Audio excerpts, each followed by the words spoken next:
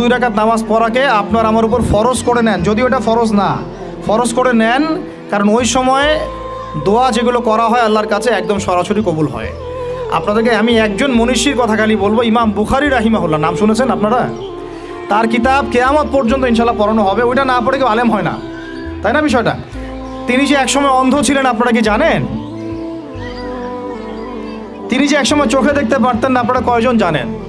তার মা তাহাজ্জুদের ওয়াক্তে আল্লাহর কাছে কান্না করতে করতে করতে করতে, আল্লাহ আমার ছেলের চোখটা ভালো করে দাও, আল্লাহ আমার ছেলের দৃষ্টিশক্তি ফিরায় দাও, আল্লাহ আমার ছেলের দৃষ্টিশক্তি ফিরায় দাও।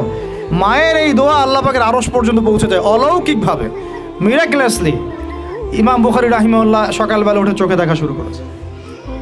আজকে ইমাম বুখারী কি এবং তার কিতাবের মূল্য কি, তার মর্যাদা কোথায়, তার কিতাব না পড়লে আমাদের মতো কোনো মানুষ আলেম হতে পারবে না, এটা আমরা এখন স্বতঃস্বীকৃত।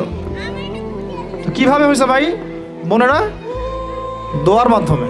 প্রচুর দোয়া করতে হবে সন্তানদের জন্য।